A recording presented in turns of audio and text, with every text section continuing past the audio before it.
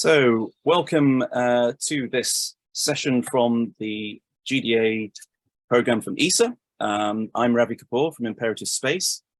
We are part of the monitoring and evaluation activity and supporting aspects of communication for the program.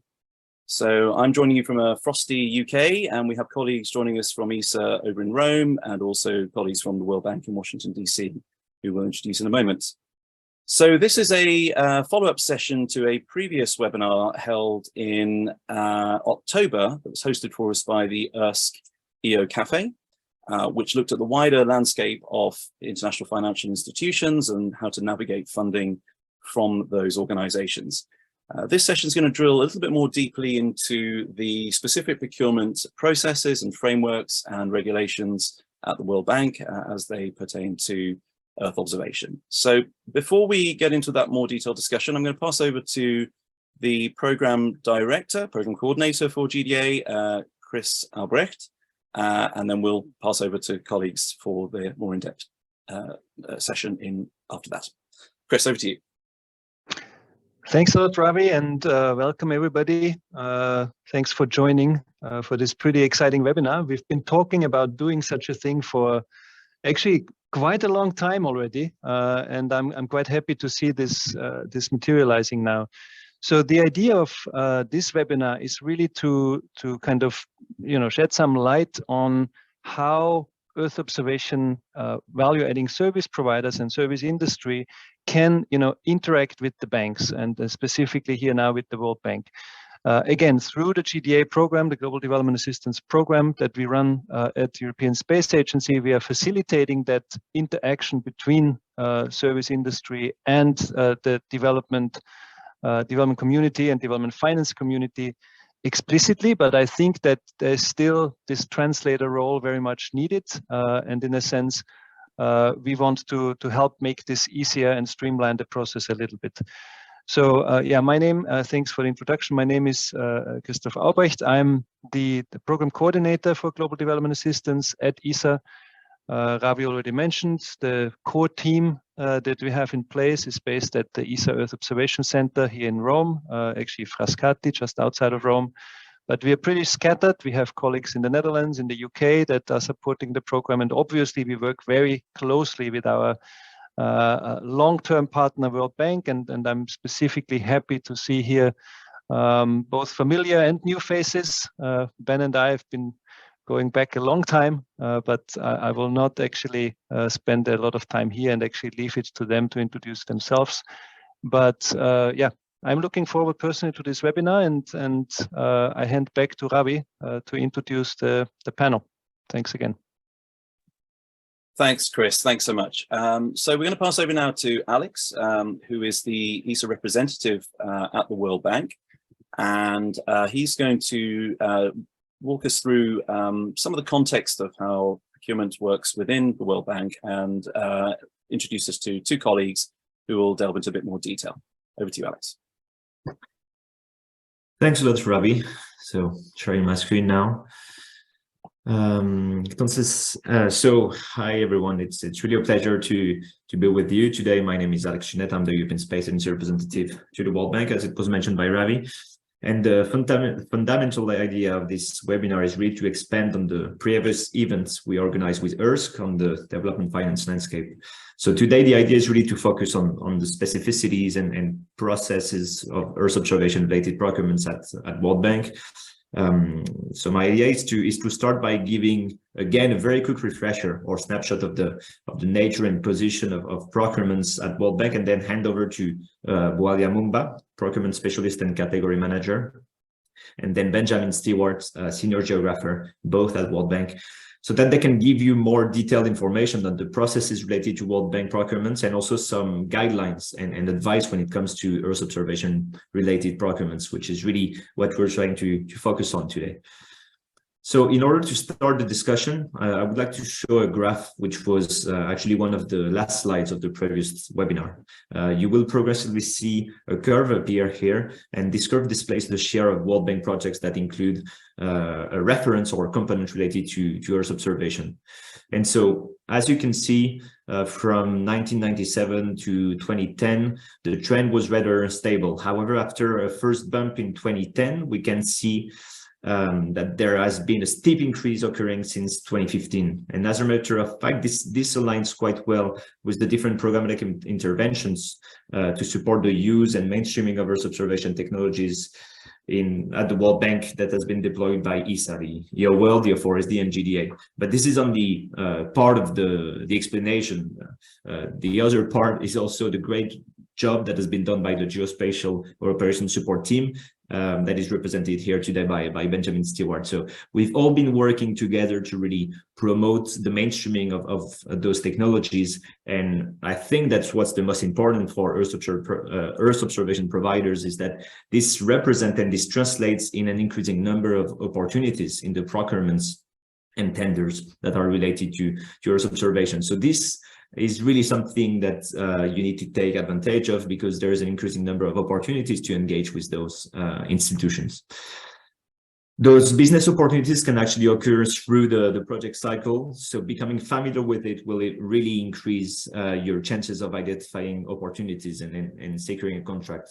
So just again, going very quickly here, because I covered this in the previous webinar, but the idea here is that there are different opportunities that will occur at the identification phase, preparation, implementation, and completion or evaluation, where Earth observation will be used for different purposes. And even outside of this project cycle, often the World Bank will use Earth observation to inform advisory services, technical assistance activities, and other analytics it deploys. What is also important is that in the context of international financial institutions, the projects are actually implemented by the borrower, which is really the message I was trying to convey last time, and that is important to remember. So there are different procurements, and the procurements can be implemented by the World Bank because it will be supporting the preparation of the project and, for example, providing technical assistance. But the procurements can also be linked to the lending operation and the financing that is received by the beneficiary country, and therefore then the procurements are issued by the beneficiary country itself. That's just to give you an idea that here we're talking about different types of procurements and different ways to publish and implement those procurements. So I will stop here, because this is actually something that will also be covered by our two speakers, and I will invite Bwalya Mumba to do a quick presentation on the processes related to procurement, so that we can then start discussing about specificities and advice specific to Earth observation products and services and the procurements that are specific to Earth observation providers. Thanks. So Bwalya, I invite you now to jump in. Thank you. And thank you for the opportunity to present the World Bank Group procurement policies and procedures regarding Earth observation consulting services. My presentation for today will be on how to do business with the World Bank Group and what firms need to know about the World Bank Group policies and procedures in order to engage successfully with the World Bank Group. The first part of my presentation will be an overview of the World Bank Group procurement policies and procedures on goods, services, works, and consulting services.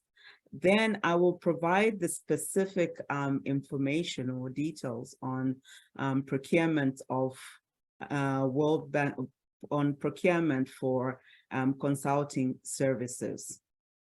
The World Bank Group consists of 5 entities, that is IDA, IBRD, IFC, MIGA, and ICSID, with IBRD and IDA partnering with governments, while IFC, MIGA, and ICSID partner with the private sector. Next slide, please. The World Bank Group procurement policies and procedures are guided by the following principles. That is fairness, transparency, competition, and competition is the preferred method of procurement by the bank, and value for money. Corporate procurement is responsible for procurement, strategic sourcing, and contracting for the World Bank Group requirements for goods, services, and works. The World Bank has a spend of between 1.5 billion and 2 billion annually across the globe. And we also have over 24,000 vendors worldwide doing business with the bank. Next slide, please. On this slide, I will show the difference between corporate procurement and operations procurement. We have two types of procurement being carried out by the bank. That is the corporate and the operations procurement. Corporate procurement covers procurement and contracting of goods and services for the bank's own use, while operations procurement relates to project procurement for bank financed projects under bank lending operations, where the procurement activities are actually conducted by the borrowers or the recipients. And for operations procurement, the policy that is used is investment project financing. In operations procurement, the role of the bank is to provide fiduciary oversight and support to the borrowers for project preparation and implementation.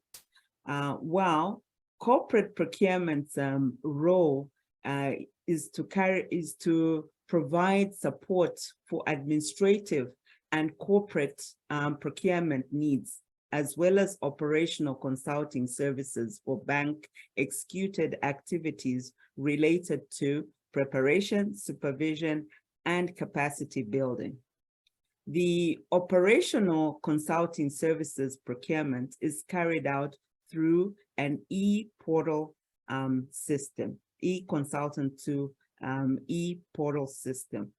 The e-consultant 2 system is being retired during the first quarter of 2023 and will be replaced by a new system. Watch the space on the World Bank procurement website. Next slide, please. Firms like yourselves participating in a procurement process for consulting services should ensure that they comply with procurement processes and procedures in preparing their proposals. When preparing a proposal, firms should put together proposals that meet the terms of reference requirements, and all sections of the solicitation document must be completed. Incomplete submissions will be considered to be non-responsive, and the proposals will not be evaluated. It is also a requirement that the financial proposal and the vendor qualification questionnaire is signed by an authorized representative of the firm. The firms must also meet the evaluation criteria in the solicitation document and put together proposals with good methodologies, strong teams, and innovations. That is the content of the proposal that we expect the firms to submit. Proposals must be submitted, of course, by the deadline of submission of proposals. Late proposals will be rejected and will not be accepted. For e-consultant 2 selections, for the e-consultant 2, as I explained above, this is the system for the operational consulting services that we use for the selection processes. Now, for this e-consultant 2 systems, firms must ensure that they complete all sections and upload all the information in the system. Any documents submitted outside the system will not be accepted. Firms are also allowed to form associations with other firms in order to meet the terms of reference requirements. However, firms should avoid the following. Firms should not propose a firm that has been submitted by another shortlisted firm's proposal as part of the team, unless firms will be allowed to do that only if the RFP document explicitly states that this is allowed. But otherwise, if 2 firms submit the same subcontractor, the 2 firms will be disqualified. Firms are only allowed to submit submit proposals for only one proposal. There should be no options of having chances for 2 proposal submissions. In addition, firms should not include former bank staff in their proposals who have restrictions on working for the World Bank Group. For example, they have not completed the 12 months cooling off period after ending employment with the bank. So those are the important aspects of preparing a proposal. Currently, a firm is not required to be registered as a vendor to participate in a solicitation, but the vendor must be registered at contract award. However, in the new e-procurement system, firms which are not yet World Bank Group registered vendors will need to submit a potential vendor application in the supplier self-registration system to participate in a solicitation. That is in the new system will be launching in the first quarter of 2023. All qualified and eligible firms are allowed to participate in solicitation. So it's open to all qualified and eligible firms to participate in the solicitations. Next slide, please. This slide provides the details of the vendor registration process. The vendor must enter its details in the vendor portal.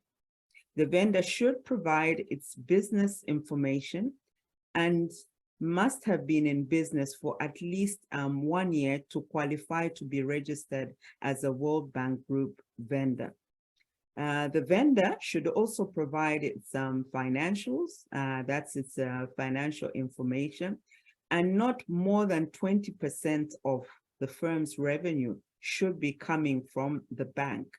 This is to manage the risk for both the vendor and the bank. Then those are the other requirements for the vendor application. We can move to the next slide, please. All firms interested in participating in solicitation processes or procurements should visit the corporate procurement website. For consulting services business opportunities, they are also advertised in the UN Business Global Marketplace as a courtesy. However, firms must always check the corporate procurement website, as that is the official source of information for any solicitations going on.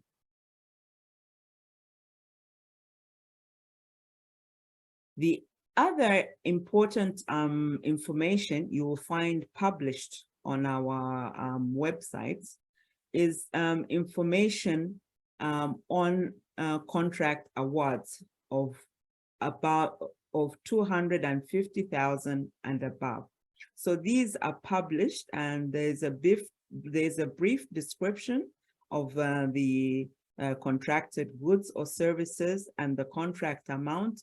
These are all provided on that website. So you can also get the information on all the awards that are being made by the bank that are above 250,000.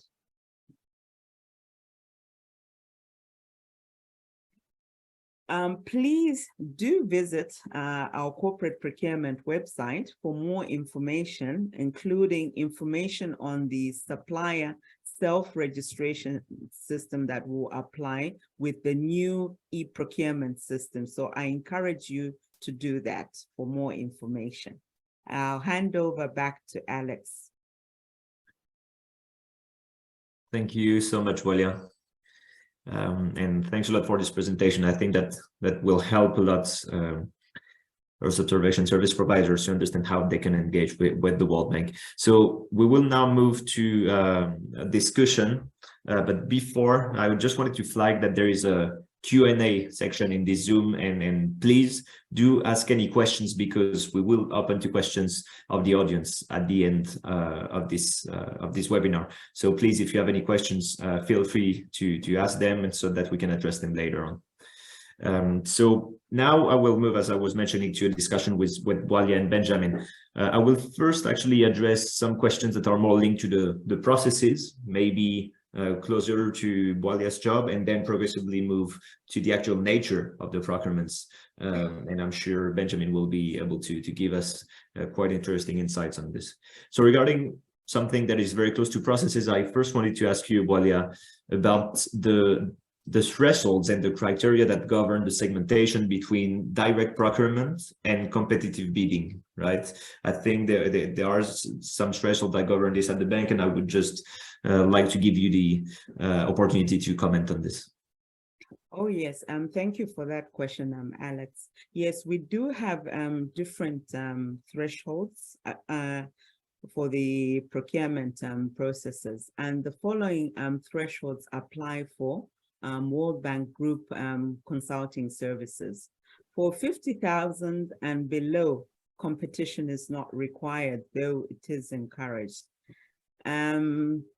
Then we have for 50,000, between 50,000 and 150,000, we have the simplified competitive process. And for this one, a request for expression of interest is required. So there will be a request for expression of interest process where the consultants will have to respond to this.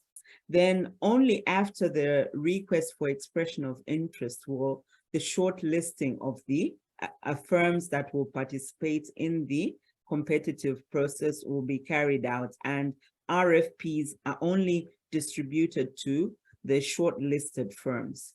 So for procurements which are between 50,000 and 150,000, this process will apply. And also for those which are above 250,000, this same process will apply where there is the REOI process and the competitive process, the RFP process.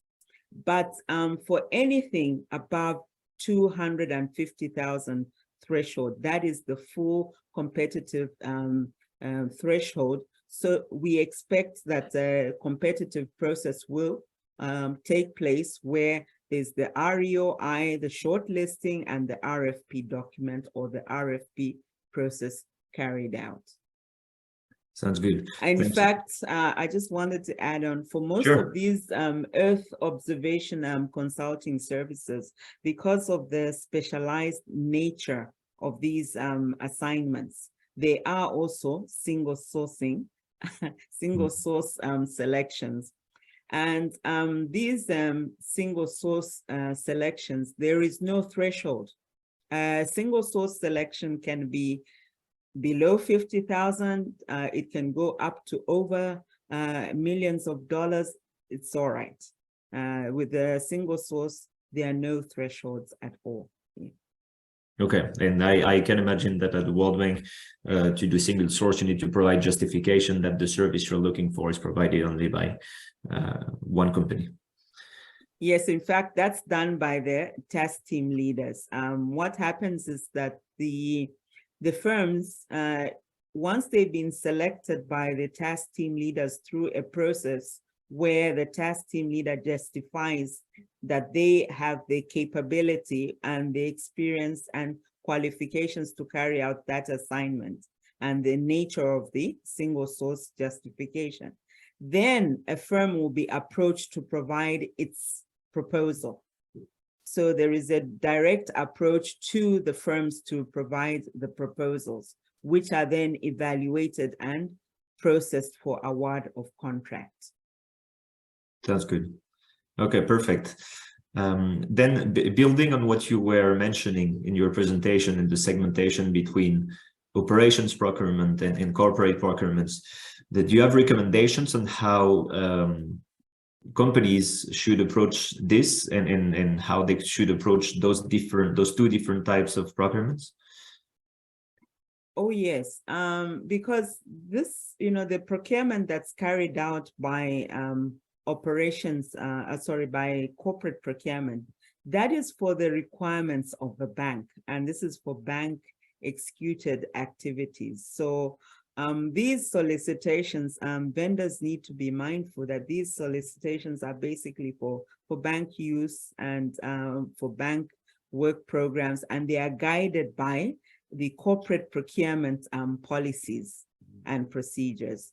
Then for operations, the operations procurements fall under the operations vice president's unit. That's the VPU unit of the World Bank. And they are governed by a different policy, and that is the investment project financing policy. And there they are the procedures that will apply for carrying out procurements under this policy. Then for this one, because this is basically the borrowers carrying out the procurement. So their interaction is going to be for the procurement process, it's going to be with the borrowers because they are running the procurement policy, the procurement process. So that is the main difference. But then firms interested in doing business with the borrowers for bank financed projects can go to the operations website. There's information there on this particular operations procurements. And then if you want information on corporate procurement solicitations, you go to our corporate procurement website. Great, perfect. Sounds good. And then if we think about a company that is specifically interested in a sector and in specific procurements that could come out of a project, what would be, you think, the recommendations for them if they want to know more about the pipeline of operations, or how should they engage with the World Bank? And I think here I would like to get potentially your view, Bwalya, but also your view, Benjamin, because you might have different point of views considering where you sit at the bank.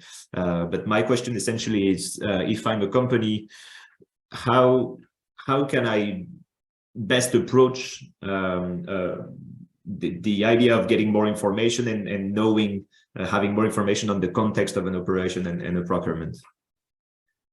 Well, one of the, contact with the, say with corporate procurement, with corporate procurement or with operations, I would recommend that the firms actually visit the websites. The websites have lots of information about current priorities, bidding opportunities, and how to engage with the consultancy firms. All that information is actually on our websites. So I would really encourage the firms to visit these websites. Then we do have opportunities like this one where there is a presentation of the policies and procedures of the World Bank group. Those I would encourage consultants to also participate in those types of forums. Then the other thing I would also say is that the vendors need to know, or the firms need to know, that we do register firms that are not participating in a selection process. Even the our corporate procurement has now started doing that. Previously, award was only to firms that are being awarded a contract. But right now, you can register as a potential vendor, even with corporate procurement, and operations too. They also have a process there. Then we do have our help desks as well. Our help desks are there to answer questions, especially when there is a solicitation process. But then if you do have any questions on procurement, you can send them to our help desks as well. So those are the main ways of communicating or finding out information on our procurements. Sounds good. And Ben, would you like to contribute on this question of how companies should approach the context and kind of how they could better understand the landscape of those procurements and the operations that are related to them? Yeah, I think it's a good question. I think Bwalya makes a good point as far as the procurement pages, the live procurements advertise sort of what is actively going on. But I think in particularly in the EO space, a lot of sort of live procurements that are looking at sort of REI, RFI, RFP process are looking for what I would call traditional Earth observation support, right? So I mean, that's kind of a, I mean, yeah, I think I can say that. It's a bit of an oxymoron, but things like taking satellite images and looking at pictures and processing them. It's sort of a standard access of imagery. I think what a lot of one of the major problems with sort of engaging with novel data science Earth observation solutions at the World Bank is that, I mean, the economists just don't know what they don't know. I think would be a good way to put that. So, you know, if you're selling sort of standard or even novel, if you're selling, say, a new satellite that's just taking satellite images and you're trying to, then I think the procurement pages. If you're looking at sort of new applications and new derivative products, I think that's a bit more complicated. So how to do that?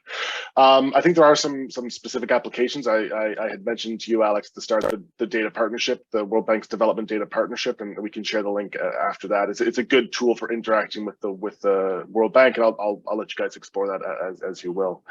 The other one is sort of the generic kind of soft engagement with economists and World Bank geographers, you know, all five of us.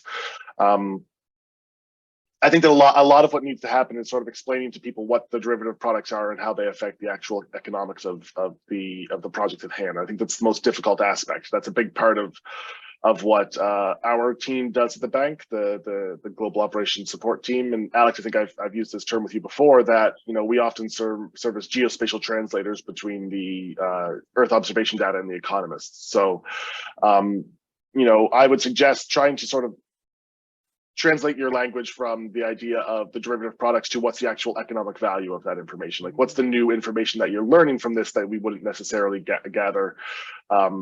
I want to hear, again, I'm a geographer, I want to hear the details, the gory details of the data science of how these things are determined. But what I think the economists want to know is, how is this a replacement for official national statistics, right? If I'm working in a country like the DRC, where we haven't had a census since like the 70s, how does Earth observation not just produce novel data, but how does that plug into our standard econometric models that allow us to do the kind of project planning that we're really searching for? So I think that's sort of the magic bullet, is being able to sort of explain that information quite openly. And I did want to, one of the questions you had put here before, Alex, was this idea of like, what are the common characteristics of successful project applications? I think Bwalya mentioned this, like operational and sort of client executed. So yeah, client executed versus bank executed. I think one of the big things that I've been seeing in the Earth observation space is concept of openness, open data, open tools, open code, open results. The bank has, in my time here, and Christoph, started at the bank shortly before I did, we really have seen a great move towards openness. If we go back to the open data policy at the World Bank, if we look at our open data portals, if we look at our GitHub organization, like there really is openness is a real selling point. And I think that that's coming to a slight loggerheads with the nature of the way sort of machine learning models and machine learning companies are operating in this space where the model is the IP, so it's kind of hard to make that open. So there's the tension between sort of the nature of modern data science businesses and how that's operated and how that translates to openness. So I would say, try and be as open as possible. But if there is some aspect of your platform or your solution that isn't open, be upfront about that and try and sort of make that as small as possible. Where personally, as I advise internal procurement, openness is not a binary factor, right? You can have some parts of your product and your solution be open and other parts not. So openness is an area that we evaluate as opposed to everything has to be open de facto. So those are sort of the keys to success that I've been seeing in successful sort of procurement processes. Great. Well, actually, you covered what I was going to ask you about, which I think is a very important point, which is to know which business model corresponds the most to the current demand on the bank side, and what has the trend been like in the past few years. So if we can imagine the demand on the World Bank side, I can imagine that the World Bank procures imagery. If I'm not mistaken, there are framework contracts with some companies. That potentially the bank also works with some companies that provides some kind of subscription services, and sometimes teams and task team leaders who are the ones managing the projects and operations also procure for some kind of consulting or consultancies like services, or where you get kind of value added derived product, right? Mm-hmm. If we had to see this as a pie, would you have in mind more or less what share represents each of those categories, more or less? And I guess you somehow already answered to this, but then my understanding is that the openness has been representing a larger and larger share. Openness characterized contracts, open data, open source, have been representing a larger and larger share of each of those categories. Yeah, it's a good point. One of the things I would say right off the start is that the bank operates on a project by project basis, right? So a contract is offering a solution to a project, right? And because of that, subscription services are actually much more complicated, right? Like subscription services would be valuable if we could have sort of like a bank-wide subscription to something like a platform that allowed us to do something like count cars in satellite images on a regular basis. But the funding is going to come from a very specific project, right? So a subscription service, let's say, has a large upfront cost, like it's $10,000 for the subscription, and then you buy credits on top of that. That kind of model is quite difficult to fit into the bank system, because like the first project to buy the subscription is going to have to pay that sort of initiation fee, which is difficult to sort of sell onward. So I would say it really is sort of a project by project implementation. And that's where a lot of the where some of the subscription, and again, I see it moving in towards subscription. Everything's moving towards subscription, which isn't a bad. I said subscription. I really meant platform. It's moving in that direction, and I don't see that inherently as a bad thing. But it is complicated for the World Bank to engage in that because funding always comes on a project by project basis. And the other thing, when I talk about openness, again, I really think openness is really valuable and really important. But I also think sort of a big part of openness is replicability. One of the reasons we want to be open is that we want sort of, if we develop a solution, we want to be able to sort of hand that solution off to client countries. And sometimes that replicability means that we'd like an open tool and an open platform so they could do it themselves. And sometimes becomes a really well documented process that maybe it's not open, but at least we can sort of replicate it quite easily. And that's another, again, successful projects. Oftentimes I find our unit is sort of the de facto Office of Reproducible Research, right? Someone says they saw something work well in one context, we'd like to do it in another context. How do we do that? If a firm has successfully implemented something and the report has a very clear, like we did A, B, C, D to get the output E, then that's generally a successful project. Sounds good. No, yeah, I totally get your point on this, and I imagine that, as you were mentioning, these different business models is kind of generate some tensions with questions of IPR. But on the other end, we can imagine that other business opportunities arise from this, because you'll have to organize the transfer of the code or of the system and do capacity building. So this is definitely something to think about as an ecosystem, and the whole ecosystem of Earth observation service providers definitely need to think about this when we engage with the World Bank. So maybe one or two last questions on this. One would be, so you mentioned openness, you mentioned also that a lot of people at the World Bank don't know what they don't know, and that sometimes it's good to kind of promote a specific service, especially if it's relevant for their own operation. Is there anything you have in mind that really makes a successful delivery in the implementation of a service for World Bank teams? Just asking this out of the blue. If there's nothing specific, don't worry about it. Yeah, two things I could say. One, again, coming back to this idea of openness, I would say, yeah, like if you imagine a system where you sort of take satellite imagery and labels, put it through a process to get output results. In a perfect world, that process, every part of that would be open, right? The process would be a sort of an open GitHub repository, maybe a Docker that provides a solution. But I understand increasingly that is the IP of the company, and they don't want to outsource that. One of the things that we've been in engagement with sort of more, we've been engaging with certain companies that generally provide services to, say, hedge funds.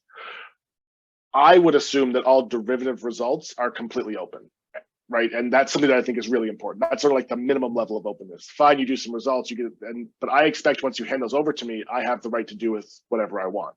And that's been sort of a sticking point. I remember asking a specific company about that, and they said, oh, literally no one's ever asked us to do that before. Because from their perspective, why would somebody pay for something if they then want to publish it? But that's exactly what we want to do. We want to publish results.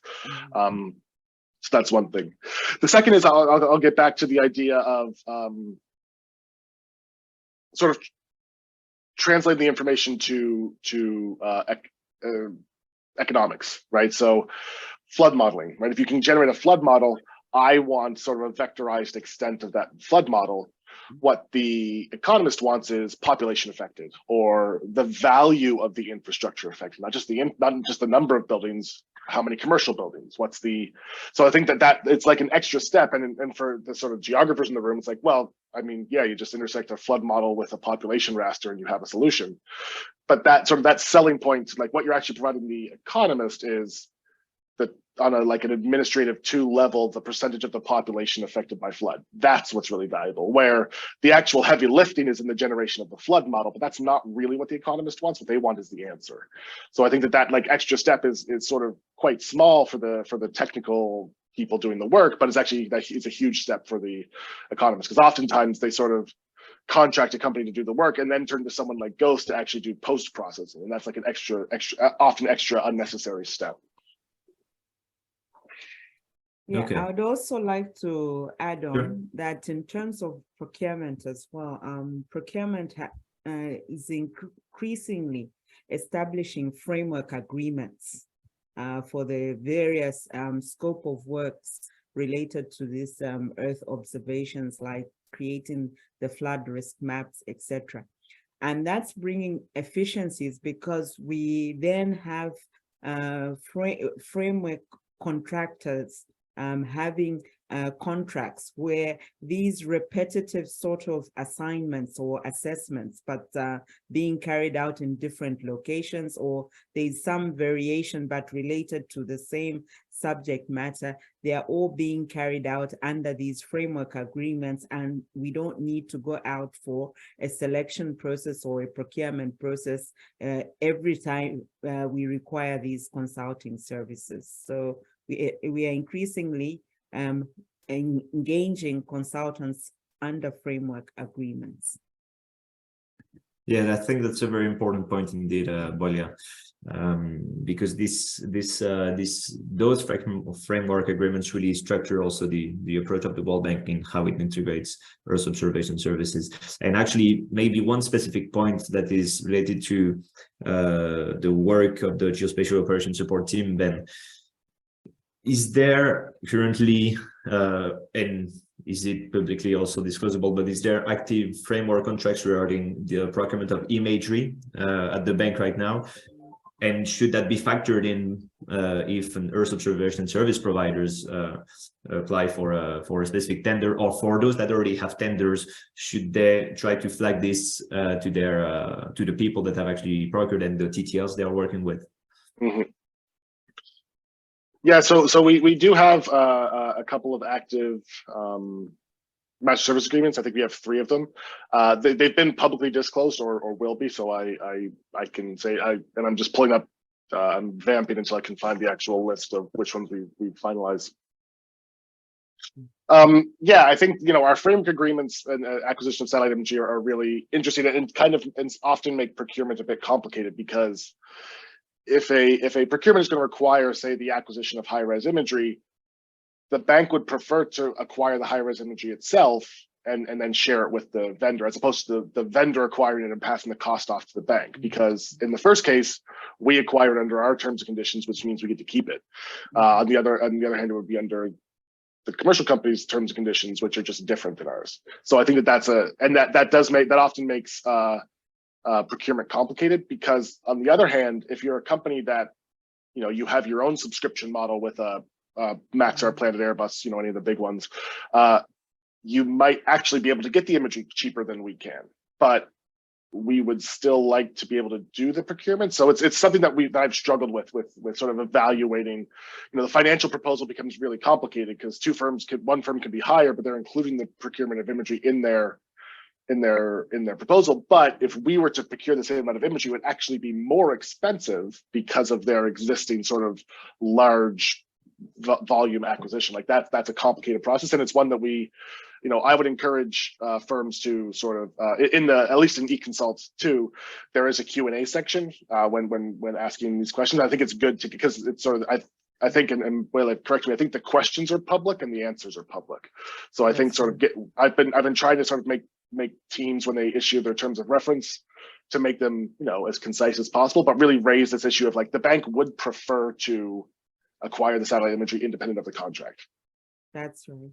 That's an issue we have actually crossed over and communicated in most of the terms of reference that we've been seeing in RFPs are now communicating that point. But previously, each of these firms were purchasing their own data. But now we require most of the firms, most of these TTLs, we requested to actually add this point in their TORs. Yeah. Perfect. Well, thank you so much to both of you. That's already a very insightful discussion. I think we have a much better, and hopefully the audience has a much better understanding of how procurements work at the bank, and specifically how Earth observation related procurements should be approached. So I would like to quickly hand over to Ravi for the next steps in this discussion. Thank you very much, Alex, and all of you. It was incredibly helpful and very thorough. Thank you so much for your insights. So thorough, in fact, that we haven't actually had many questions on the Q&A panel. So what I just want to quickly put to you is a couple of questions that we've fielded offline that have been coming in separately, which kind of pick up from where Alex was just leading in the last couple of questions. Which is around the question of how the conversation can be begun. Ben was referring there to how the economists perhaps sometimes don't know what they don't know. So aside from the formal processes that you set out, are there other ways to engage? Are there other ways to iterate and begin a soft engagement that can later lead to a formal procurement? I wonder, Bwalya, if you could pick up on that initially. These soft engagements, for most of these operational consulting services requirements. These are generated by our task team leaders bank-wide. So they are the ones who mainly have the information on what their requirements are and what their procurement plans are in terms of procuring these requirements. So then these requirements, once they initiate the process, then they come to corporate procurements. So I would say these soft contacts can be made, say, with the task team leaders, because they have the information on what the requirements will be for their procurements. Yeah. Thank you. And is there anything else to be aware of in terms of who else needs to be looped in when you make an initial approach based on where you're located as a company or the region in which you're hoping to operate? I think those are better addressed by the technical teams, because we have task team leader teams worldwide, and they come under a global practice.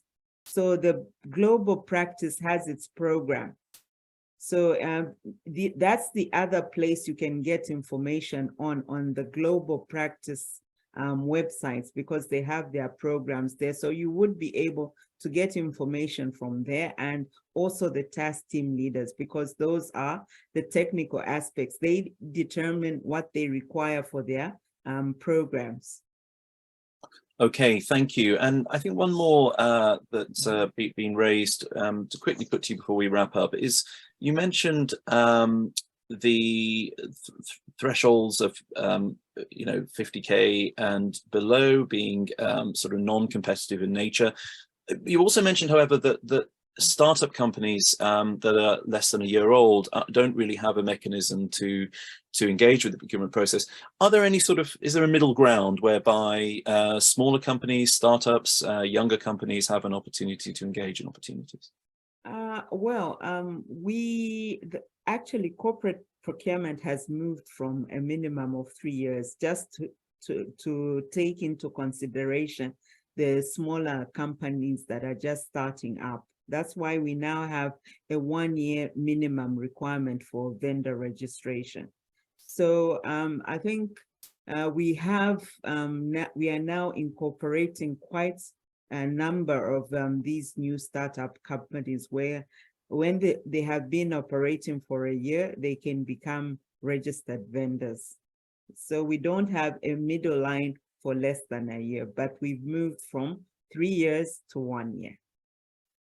And for the 50,000 thresholds, where we have a non-competitive process, but we do encourage competitive process. So I'm not saying that there are no competitive processes carried out below 50,000.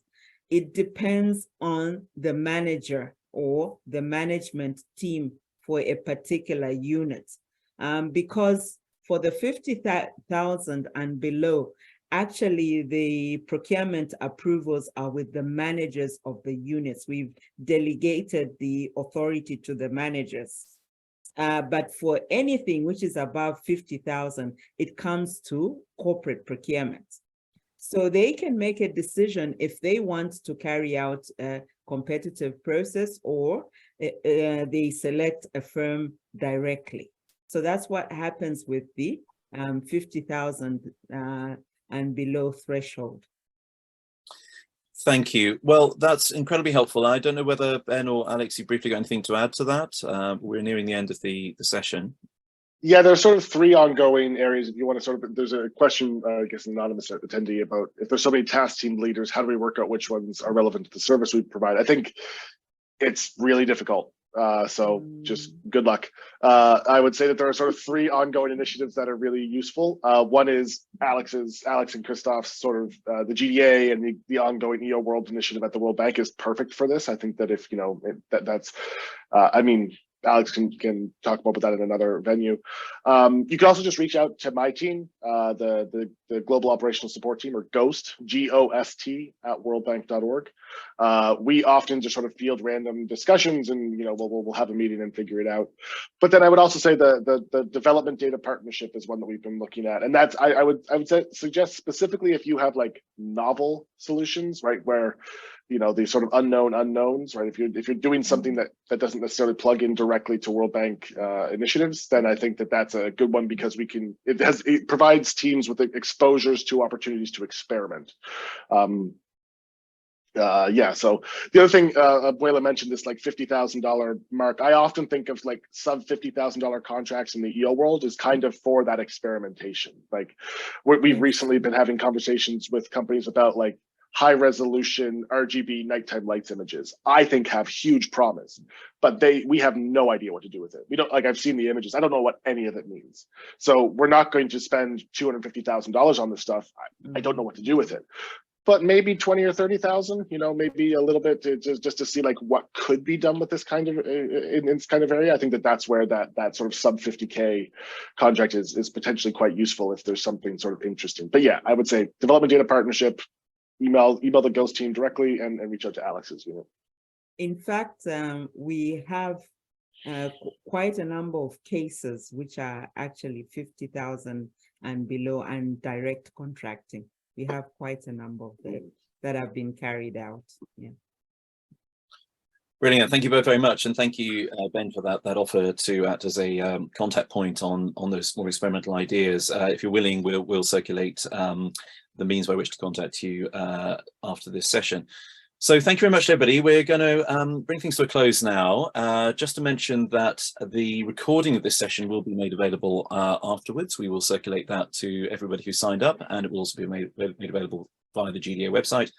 And you can also submit further questions, anything else that comes to mind, by email at gda@esa.int. That's gda@esa.int. So with that, unless anybody has anything further to add, we will wrap it up there. Chris, would you like to comment at all before we close, or? All good on my side. Thanks again. Fantastic. Well, thank you all for joining, and hope to see you at the next GDA webinar. Thanks so much. Bye-bye. Thank you, Thanks, everyone. Thank you. Bye-bye.